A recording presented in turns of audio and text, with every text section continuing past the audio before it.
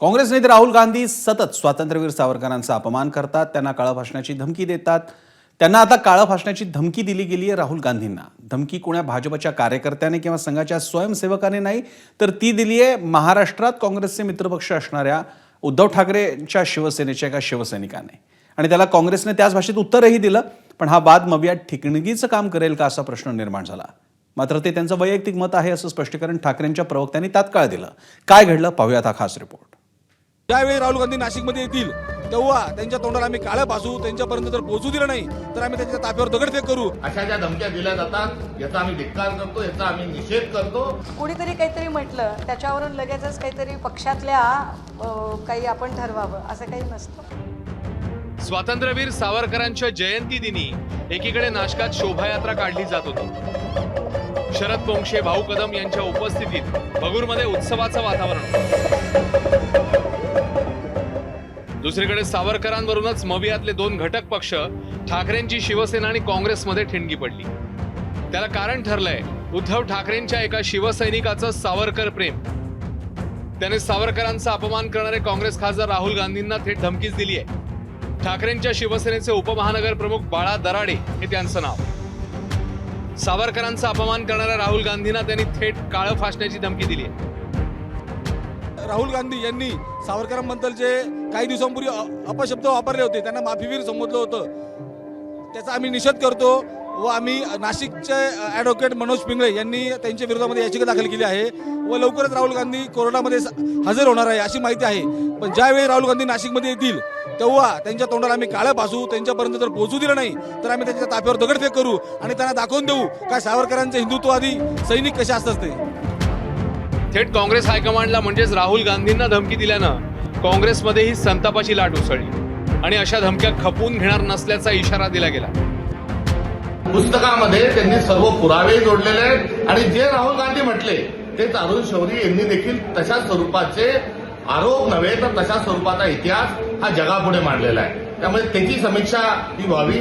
अशा ज्या धमक्या दिल्या जातात याचा आम्ही धिक्कार करतो, याचा आम्ही निषेध करतो आणि या धमक्या देणाऱ्यांना आम्ही पाहून घेऊ.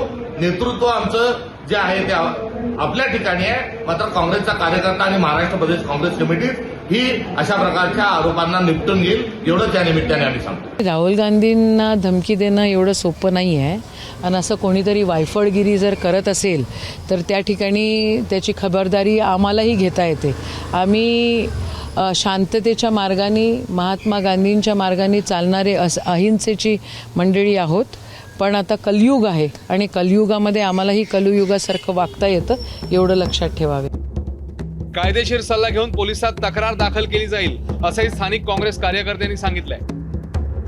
मवियातला तिसरा पक्ष असलेल्या राष्ट्रवादी शरद पवार पक्षाचे आमदार रोहित पवार यांनी दराडे प्रसिद्धीसाठी हे सगळं करत असल्याचा आरोप केलाय. राहुल गांधींनी सावरकरांबद्दल कधी अपशब्द नाही काढलेले, हा त्यांच्या विचारांवर टीका केली असेल. आता हे कोण शिवसेनेचे, मला तर वाटतं ते त्यांच्याच पक्षात फार दुर्लक्षित दिसत आहे, त्यांना कोणी ओळखत नाही.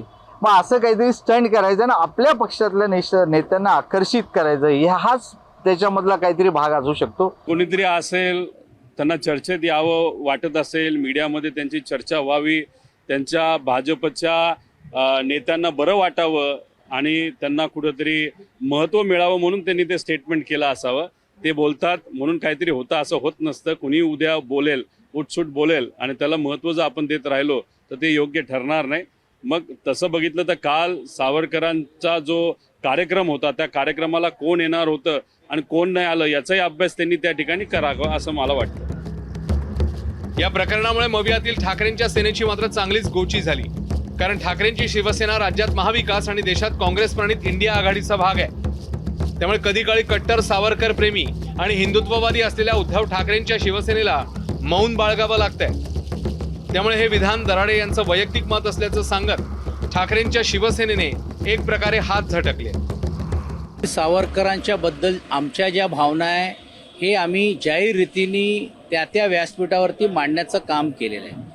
हे जे आता आपण म्हटल्याप्रमाणे मला त्याच्यातली काही माहिती नाही आहे, ती माहिती घेऊनच मला असं वाटते प्रतिक्रिया देणं उचित होईल. परंतु आमच्या भावना या बाबतीत तीव्र आहेत.